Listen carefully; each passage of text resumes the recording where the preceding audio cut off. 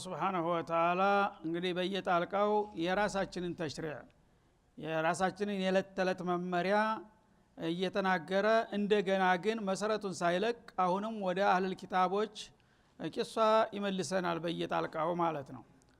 መጀመሪያ እንግዲህ ነብዩ አለይሂ ሰላቱ ወሰለም ለተወሰኑ ወራት ወደ ካዕበተል ሙሸረፋ ሲሰግዱ ቆይተው እንደገና ወደ ቤተል መቅዲስ እንደተዘዋወሩና ከዛ በኋላ ደግሞ መልሰው ወደ ካዕባ እንደተመለሱ በሁለቱም ዝውውሮች በጌታ ትእዛዝ ላይ ተመስርቶ እንደተደረገ መስክሮ ይሁዶቹም ሆነ ክርስቲያን እንትኖቹ ነሷራዎቹ ወይም ሙሽሪኩል አረብ በዚህ ለውጥ ብዙ አቅጨልጭለዋል። ነብዩና አለይሂ ሰላቱ ወሰለም እንዳወናባጅ አድርገው የወሰዱበትና ስም ለማጥፋት የሞከሩበት አጋጣሚ ስለሆነ ይሄ አባባል አያስሄዳችሁም በእኔ ትእዛዝና በእኔ ፍቃድ እስከሆነ ድረስ ወደ ፈለኩት አቅጣጫ ቢሰግድ ምን አገባችሁ ይላል።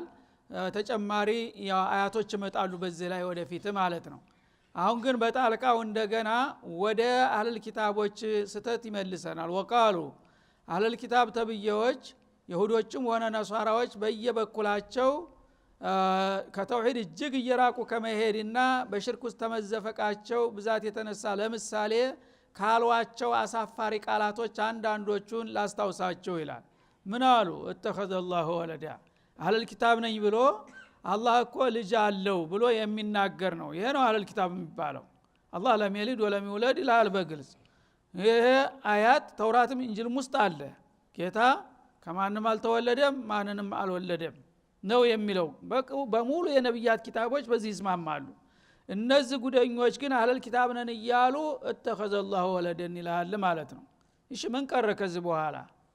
እንደራሱ እንግዲህ የሚሞት የሚደክም የሚያረጅ የሚያፈጅ ካደረገው ጌታን በዚህ መልክ ነው እነሱ የሚያውቁት ማለት ነው። ወቃሉ እተኸዘላሁ ወለዳ አላህ Subhanahu Wa Ta'ala እንደኛው ዝርያ አለው ልጅ ይዟል ብለውም እስከ መናገር ሄደዋል ይላል። ሱብሃነሁ አለባጭሩ ይሄ በጣም ሰቅጣጭና ከባድ ቃል ስለሆነ ጥራት ይገባኝ ይላል። እነሱ እንደዚህ ድረስ ከዚህ ድረስ አወረዱኝ፣ እኔ ደግሞ ከእንዲህ አይነት ድክመትና ውርደት የጠራሁና የራእኩ ጌታ ነኝ አሻ ይላል ማለት ነው።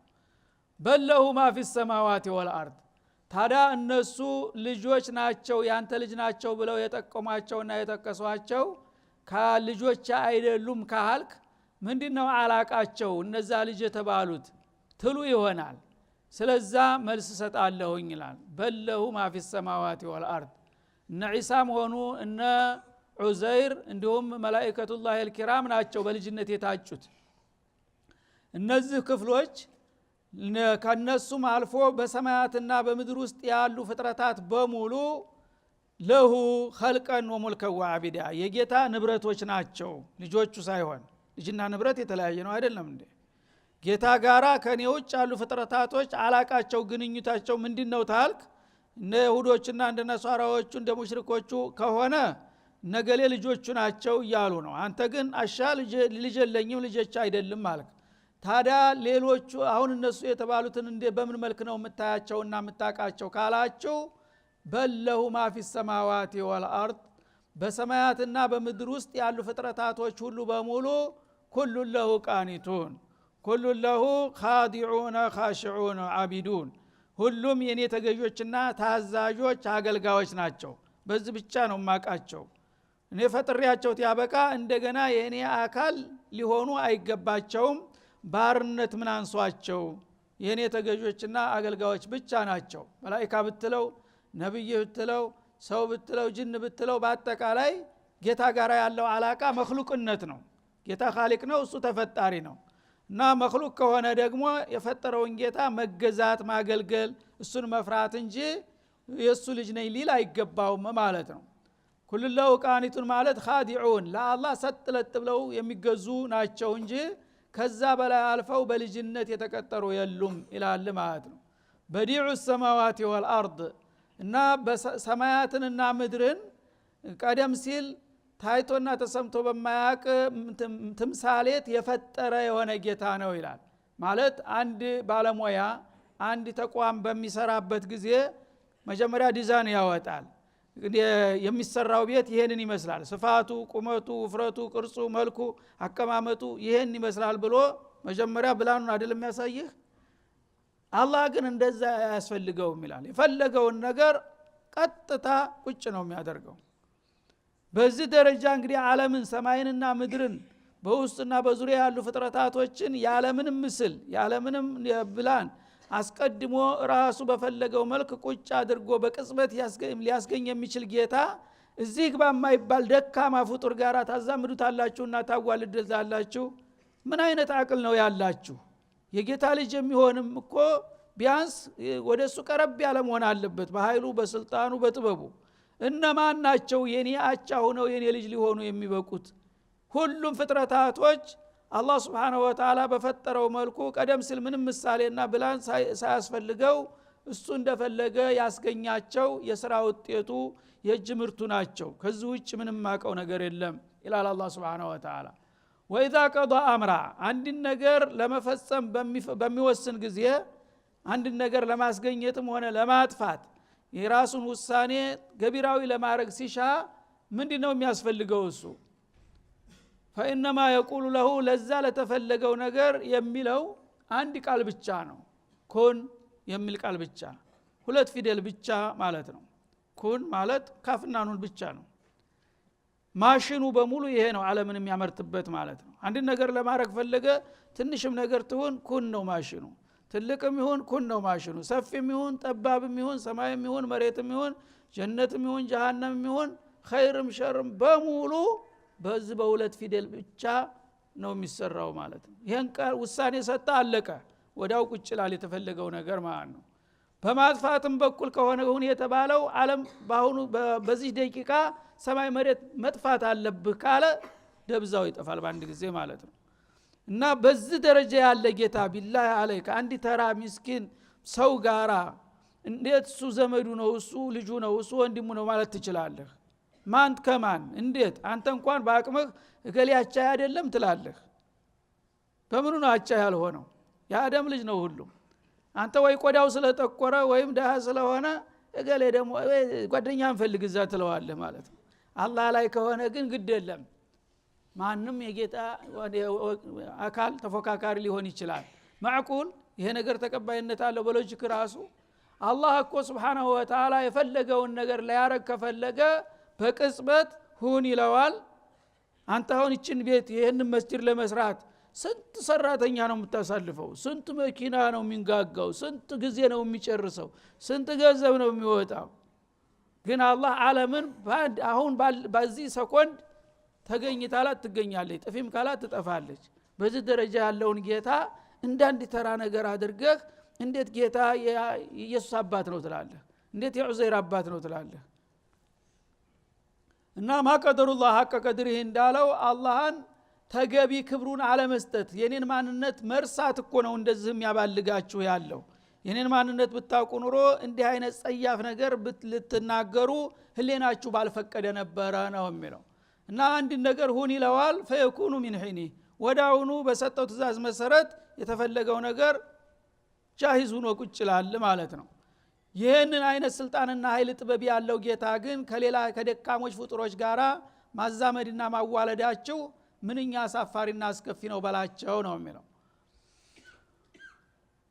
እና ለሶስቱም እንግዲህ ኡመሞች መልስ ነው ይሄ ክርስቲያኖቹ አልመሲሁ ኢብኑላህ ይላሉ ኢየሱስ የጌታ ልጅ ነው ይላሉ እንዳውም የባሰባቸው ደግሞ ከነሱ አንዱ ቡድን ሁወላሁ ነፍሱ አላህ ራሱ ነው ተሰማይ ሰማያት ወርዶ ስጋ ለብሶ ተወልዶ ይላል ያጨማልቀው ላ ኢላሃ ኢላላህ እንደገና ይሁዲ ዑዘይር ኢብኑላህ ይላል ቢነስ القرآن የመጣው ሙሽሪኩል አረብ ደግሞ አልመላኢከቱ በናቱላህ ይላል ማለት ነው እነዚህ ሁሉ አባባሎች ምንም ማረጋገጫ የሌላቸው አቂል የሆነ ሰው ደግሞ አእምሮ ጤናማ አእምሮ ያለው ሰው ራሱ ይሆናል ተብሎ ሊገምተው የማይችል መሆኑን በዚህ መልክ ገለጸው ማለት ነው وقال الذين لا يعلمون እንደገና እነዛ ዕውቀተ ቢሶች ምንም ማያውቁ ደንቆሮ ማይማን ደግሞ ይሄ ሳይበቃቸው ሌላ ተጨማሪ አጸያፊ ቃላት ሲናገሩ ምን ይላሉ ለውላ ይከልሙን አላህ አንተ እንደምትለው አንተን ሹሞህና መርጦ ከሆነ ለምን ጌታ እኛን አያናግረንም ብለው ለመከራከርም የሚሞክሩ አሉ አለ። ማለት አንተ እንግዲህ ተመሬት ተነስተህ የጌታ ባለሟል ነኝ የጌታ ታማኝ መልእክተኛ ነኝ እያልክ ነው ራስህን እየሾምክ ነው ያለኸው። አንተ ለዚህ ደረጃ ስትበቃ ቢያንስኛ መግለጫ እንኳን ለምን አንሰማም አሉ። መሐመድ ኢብኑ አብዱላህን ከማከላችሁ መርጨዋለሁና ተቀበሉት ተከተሉት የሚል ለምን የሹመቱን ደብዳቤ ሲያነበው አንሰማም አሉ። እና አቡ ጀህል ማለት ነው አላህ ለነሱ መግለጫ ሊሰጥ ማለት ነው። የአላህን ቃል በቀጥታ ተሰሙማ እነሱም ነብይ ሆኑ እኮ ማለት ነው። በጅምላ ነብይ የጌታን ቃል ሰምቶ ነው እንግዲህ ነብይ ሆነው።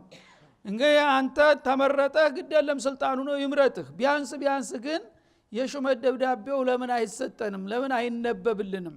ያናግረን እገሌን መርጨዋለሁ ሹሜዋለሁኝ እንኳን ታላለ በስተቀር አንቀበልህም አሉ ማለት ነው። ይህም አሁንም ጌታን እንደተራ ነገር አድርጎ መግለጥ ነው ማለት ነው። ጌታ ለነብያት እንኳን በዚህ በምድር ላይ የታየበት ጊዜ የለም።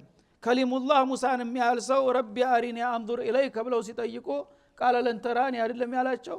ሙሳ ከሊሙላህ ያላየውን አቡ ጀህል ሊያየው ይፈልጋል? ሱብሃንአላህ። ይሄ ሁሉ ብልግናቸው ነው፣ አቅማቸውን አለማወቅ ነው ይላል ማለት ነው። ለውላ ይከሊሙን አላህ ማለት ሀላ ይከሊሙን አላህ። ለምን አላህ አንተን እንደራጠህና እንደመረጠህ ለምን አይነግረንም? ይንገረንና እሱ በሰጠን መግለጫ ተዛ በኋላ እንወያይበታለን ነው። አውተቲና አያ ወይም ደግሞ ወሳኝ የሆነ ታምር ለምን አይመጣልህም ቢያንስ ይሏቸዋል ማለት ነው። ወሳኝ የሆነ ታምር ማለት ቁሳዊ የሆነ ታምር የሚታይ ማለት ነው። እና በሌላው ያው እንደተገለጠው ከአሷ ሙሳ ወናቀቲ ሷሊህ ይልሃል። ነብዩላህ ሙሳ አንተ ራስህ እንደምትናገረው በቁርአን ዘንጉ እባብ ይሆንለት ነበረ ብለህ ትቀስስልናለህ። አንተ ደግሞ ከሱ የተሻልኩ ነኝ እያልክ ነው። ያንተ ዘንግ አንድ ቀን እባብ ሲሆን አላየንም ለምን አታደርግልንም ይሉሃል ማለት ነው። እንደገና ነብዩላህ ሷሊህ ሰሙዶቹ ግመል ተጋራ አይናችን እያየ ከተራራው መካከል ተሰንጥቆ ግዙፍ የሆነች ግመል ትውጣለህ ብለው ሲጠይቁት ህዝቦቹ ጌታውን ጠይቆ ያችን ግመል አወጣ። አንተ ስለምን ተመካ ተራራ ግመል አታወጣም አሏቸው ማለት ነው።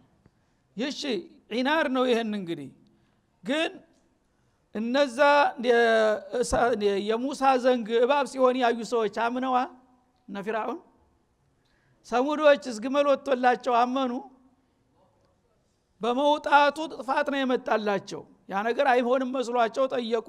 ሲመጣ ግን ሲህር ነው አሉ። የዛ ጊዜ አላህ ተምድርገጣ ተፋቸው ዘር ማንዘራቸውን።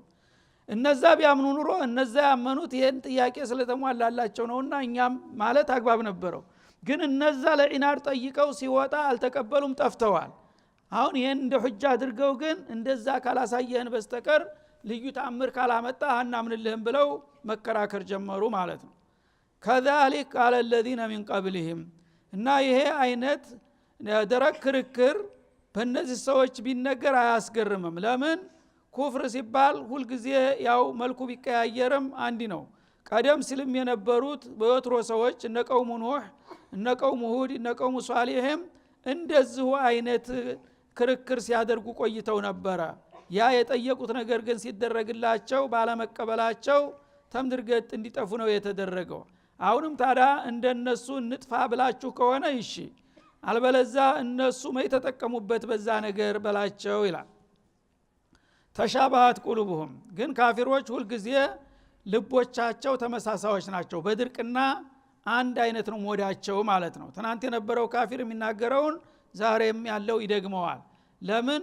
የሰው ሐሳብ የሚመነጨው ከልቡ ነው። ልቡ ከተመረዘ ከተበከለ ሁልጊዜ በአንድ መድረክ በአንድ ስብሰባ የተገናኙ ይመስልና አተዋሰው ቢላ ሌላው ቦታ ልክ የጋራ መግለጫ የሚያወጡ ይመስላሉ። አላፈሲኒን አለ በመካከላቸው።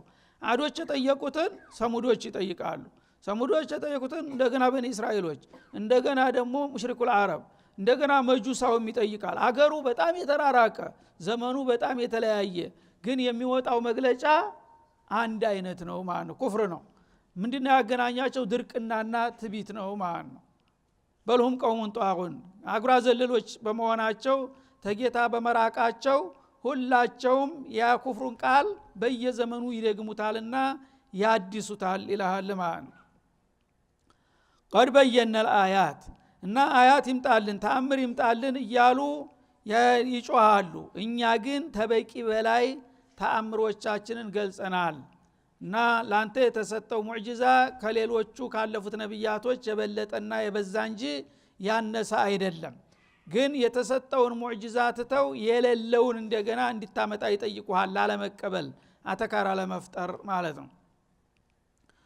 የኛ ነብይ ሙዕጂዛ አለይሂ ሰላቱ ወሰላም ከመቶ ያላነሰ ነው። ለዚህ ብቻ የተጻፈ ጥራዝ መጽሐፍ አለ። ከመቶ ያላነሰ ሙዕጂዛ አላቸው።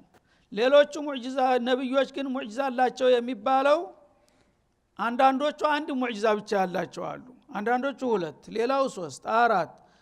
በጣም ባለ ብዙ ሙዕጂዛ የሚባሉት ሙሳ ናቸው አለይሂ ሰላም። ሙሳ في 9 آيات الى فرعون وملئه ይላል።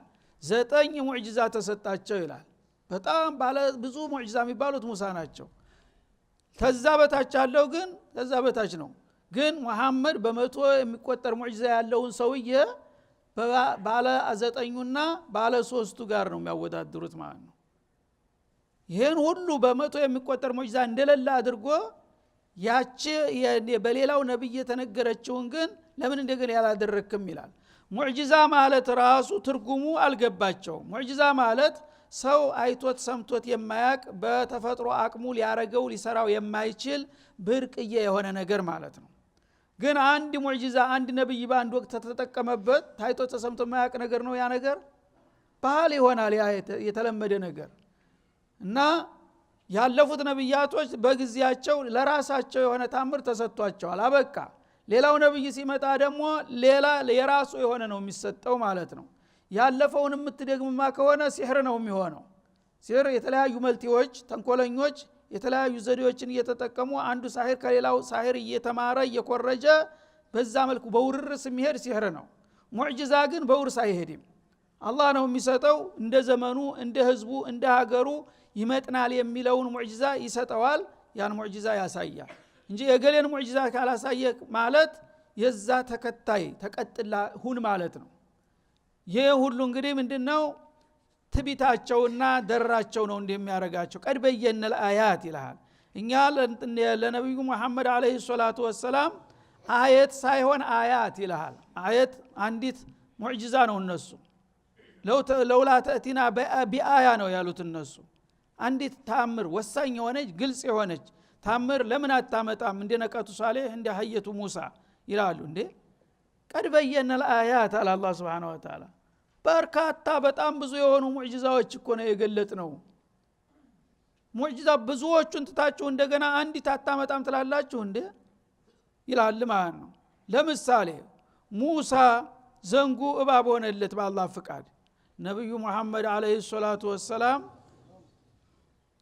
ተጁ ውሃ አልፈለቀም። በሽላ የሚቆጠር ሰራዊት በረሃማ ቦታ ላይ ሚላስ የሚቀመስ ጠፍቶ ሶላት ሊያልፋቸው ሲሉ ውሃ ጥም ሊፈጀን ነው ምን ይብቃን ሲሏቸው እጃቸው እንዲያረጉ እንደ ሻንዳ እንደ ዓለም እያየው ማለት ነው። ይሄ ምንድነው የሚያሳየው? ከሰው ልጆች ተሰው እጅ የሚወጣው ደም ነው። ንጹህ ውሃ እንዴት ይወጣል? ደግሞ ከአንድ ሰው አቅም ውስጥ የሚወጣ ነገር ሺዎችን እንዴት ሊያጠጣና ሊያጠግብ ይችላል? ይሄ እንደሌለ ነው። ስለዚህ ቀድ በየነል አያት እኛ ሙዕጂዛ የተባሉትን ነገሮች አስፈላጊውን እንዳውም ታይቶ ተሰምቶ በማያቅ በጥራትም በብዛትም ተወዳዳሪ የሌለው ሙዕጂዛ የሰጠነው ለአንተ ነው። እነዚህ ሁሉ ግን እንደሌሉ ተደርገው ለምን ልዩ ተአምራት ታሳየንም ይሉሃል። ሊቀውም ይውቂኑን እውነትን የሚቀበሉ ሰዎች ሐቅ ለሚዋጥላቸው እኮ በቂ የሆነ ተአምሮችን ሰጥተናል። ግን ልግመኞች የፈለገው ነገር ቢመጣ ለመቀበል ውሳኔ አቋም ይዘው ሲያበቃ ለማድረቅ ብቻ ለምንኛ የጠየቅንህን ነገር አታስፈጽምልንም እያሉ ይጮሃሉ ይላል ማለት ነው። የቂኑን የምትቀበሉ ከሆነ የሐቅ ለሚዋጥለት ሰው በቂ ማስረጃ አምጥተናል። የመጣው ቢመጣ እንደው ለትዝብት ያህል እንጂ አልቀበልም የሚል አቋም የያዘ ግን ቢመጣም አሁንም አይቀበልም ማለት ነው። ማማ ተእቲና ቢሂ ሚን አየቲን ሊተስሐረና ቢሃ ፈማ ነሕኑ ለከ ቢሙእሚኒን አሉ በነቢዩላህ ሙሳ ጊዜ።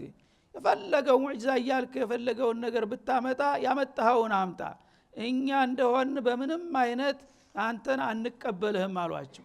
ይሄ ነው የካፊር አቋሙ።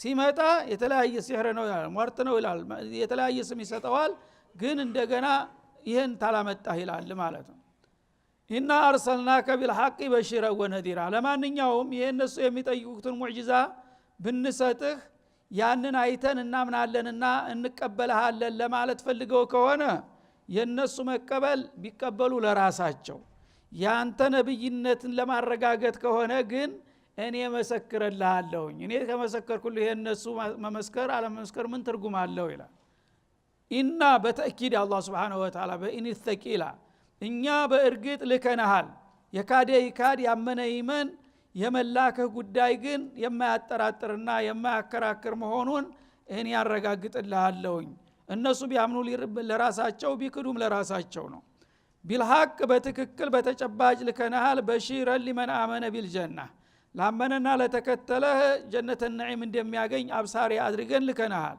ወነዲረ ሊመን ከፈረ ቢናር ለካደና ላስተባበለህ ደግሞ ጀሃነም እንደሚጠብቀው እንድታስጠነቅቀው ልከናሃልና ይሄንን ሹመትህን እኛ አጽድቀናል አረጋግጠናል መስክረናል ሌሎቹ ግን የተለያዩ ምክንያቶችን የሚደረድሩት አንተን ለማድረቅ ያህል እንጂ እነሱ ቢያምኑ ለራሳቸው ቢክዱ ለራሳቸው ያንተ ሪሳላ እነሱ በመካዳቸው የሚወገር ነገር አይደለም እኔ አጽድቄዋለሁኝ ይላል አላህ ወላ ተስአሉ አን አስሐቢል ጀሂም ይሄን ተልቆህን ነግራቸውና አስጠንቅቀሃቸው እምቢ የሚሉ አሻፈረኝ ብለው የሚገሩ ካሉ እነዚህ ለጀሃነም ማገዶ የታጩ ናቸው ስለዚህ ስለነሱ አንተ ተጠያቂ አይደለም ዘንበላቸው እንገናኛለን ይላል አላህ Subhanahu Wa Ta'ala እና አንተ ኢን አለይከ ኢለል በላግ ወአለና الحساب እንዳለው አንተ መልእክት ማድረስ ነው ያለብህ መልእክቱን ታደረስክ በኋላ ቢቀበሉ ለራሳቸው እሰየው ካልተቀበሉ ግን አንተ የጀሃነም ሰለባ ይሆናል ተብሎ የተፈረደበትን ሰው ልታዲነው አትችልም ተጠያቂም አይደለም መልእክቱን አድርሰሃል አዎን خلاص እናንተ ለምንድነው ያልተቀበላችሁት እንደዚህ ብሎ በዚህ ወጥቶ በዚህ ወርዶ የዛ ጊዜ ነው ፍርድ ይሰጣለው ጠብቅ በለው ይላል አላህ Subhanahu Wa Ta'ala ወለን ተርዳ አንከ اليهود ወለን ነሳራ ለማንኛውም እንግዲህ እነዚህ አለል ኪታብ ተብየዎች ይሁዶችም ሆነ ነሳራዎቹ መጀመሪያ እውነቱን አተው ሳይሆን እያወቁት በመቀኝነትና ላንተ እጅ ላለመስጠት ብለው ነው ታውን በኋላ እነሱን ወዲ አንተ ለማቅረብና ለማግባባት ብትሞክርና ብትጥርላቸው ይሁዶችም ሆነ ነሳራዎች ካንተ ይወዳሉ ማለት ዘበት ነው ቁርጡን ወቀው ይላል አላህ Subhanahu Wa Ta'ala ለምን አውቀው የጠፉ ህዝቦች ናቸውና የፈለገውን ብታባብላቸው እነሱ አይረኩም ይሁዶችም ሆነ ነሳራዎች ካንተ ሊወዱና ሊረኩ አይችሉም ይላል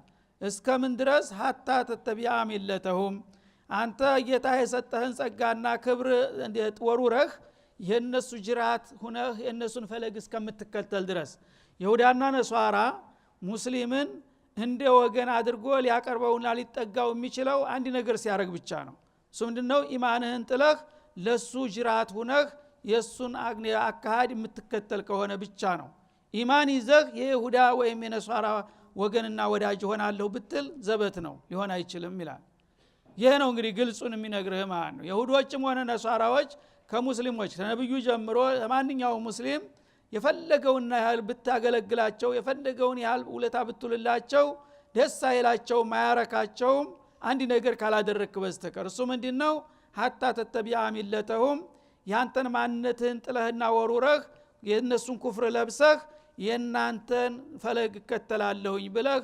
እስካልተጠመክ ድረስ ይላል ማለት ነው ቁል ኢነ ሁደላሂ ወልሁዳ እንግዲህ የነሱ ምኞታቸውና ጥረታቸው ይሄን ለማድረግ ነው ይሄንን በሚጠይቁ ጊዜ ደግሞ መልሱ አንድና አንድ ብቻ ነው ማለት ነው ሂዳያ ነው የሚፈለገው የአላህን ቀና መንገድ ከሆነ እኔ ጌታዬ በፍቃዱ በነብዩ በኩል የሚበቃውን ትክክለኛውን መስመር መርቶኛል እና ከአላህ መመሪያ ውጭ ምንም ነገር አያስፈልግም ብለህ ቁርጥ ልነግራቸው ይገባል ይላል ሆል ሁዳ ትክክለኛና አስተማማኝ ዘላቂ ጀነተል ፊርደውስ የሚያገባው መስመር በመሐመድ ብቻ ነው የመጣው ከዛ ውጭ አለው እንኳን ለእኔ ልታስከትሉ ለራሳችሁም አይሆንም በላቸው ማለት ነው ወለኢን ተበዕተ አህዋአሁም የነሱን ዝንባሌና ፍላጎት ብትከተል بعد الذي جاءك من العلم ከመጣልህ ዕውቀት በኋላ ሙሐመድ ከተላከ በኋላ አለይሂ ሰላቱ ወሰላም ከሱ መስመር ውጭ የመዳኛ አቅጣጫ የለም ብዬ ውሳኔን ካሳለፍኩኝ በኋላ አንተ በተለያየ መልክ እንደገና ይሁዳና ነሷራ ተለጥፈውኝ እሄዳለሁኝ ከነሱ ጥቅምና ክብር አገኛለሁኝ የምትል ከሆንክ ያነ ማለከ ሚነላሂ ሚን ወልይ ወላ ነሲር ከአላህ ቅጣት የሚያድንህ ማንም ወዳጅ የለም ከአላህ ቅጣት የሚያስጥልህ ማንም ተባባሪ ረዳት አይኖርም ይሄን አውቀህ ግባበት ይላል እዚህ ላይ እንግዲህ አላህ Subhanahu Wa Ta'ala ሐታ ተተቢዓ ሚለተሁም ነው የሚለው ሐታ ተተቢዓ ዲነሁም አላለም ወይም ነስራንየተውም ይሁዲየተውም አላለም ምን ማለት ነው አህለል ኪታብ ነኝ የሚለው ታንተ የሚፈልገው ይዞ መጥፋት ነው ክርስቲያን እንድትሆን አይፈልግም ወይም ይሁዳ እንድትሆን አይደለም በእውነት የሚፈልገው በማንኛውም መልኩ ብቻ ኩፍር እንድትሸከም ይፈልጋል ማለት ነው ተጀነት እንድታጣ እና የነሱ መንገድ ምንድነው ሚላ ማለት ጦሪቀተል ሐያት ማለት ነው የኑሮ ዘይቤ ያኗኗር ዘይቤ በአሁን ጊዜ ስልጣኔ የሚሉት ማለት ነው እና በስልጣኔ ሽፋን የሚሰራው ጀራኢምና ብልግና ነው የነሱ መንገድ ያንን በስልጣኔ ሽፋን የሚያራምዱትን ያኗኗር ዘዴ ተላብሰህ እነሱን ሆነህ እስታልተከተልክ ድረስ በምንም አይነት አንተን እንደ ወገን እንደ አባል አድርገው ሊይዙ አይችሉም የነሱን ጀራኢም የነሱን ኩፍር እስካላነገብክ ድረስ ነው የሚልህ ማለት ነው ስለዚህ ምርጫው ምንድነው እንደተመኙት የናንተን ኩፍር የናንተን ጀራኢም እፈልጋለሁኝ ብለታልክ ያው የነሱ አባል መሆን ትችላለህ ያውን በጥርጣሬ ጎሪጥ እየታየህ እውነቱን ነው ወይስ እየተባልክ ማለት ነው የቆደሙ አይታመንም ሱብሃንአላህ ካልሆነሳ እኔ እናንተን አውቂያቸዋለሁ ጌታዬ ነግሮኛል ሚስጥሩን እንግዲህ ደህና ሁኑ ብለ ዘወር የምትል ከሆነ ለጊዜው ቦታ የለህም በእነሱ ዘንድ የተናቅ ወደክነህ ግን ጌታ ዘንዳ ተይዞልሃል ነው ምርጫው ያንተ ነው ፈመን ሻአ ፈለኡመን ወመን ሻአ ፈለክፉር አላህ Subhanahu Wa Ta'ala በእምነታችን የምንጸናና የጥላቶቻችንን ተንኮል አውቀን ለመከላከል የምንችል ያድርገን ይያል የዛሬው ደርሳችን እዚህ ላይ ይጠቃለላል ወሰለላሁ ዐለ ነብዩ ወሰላሙ ዐለይኩም ወራህመቱላህ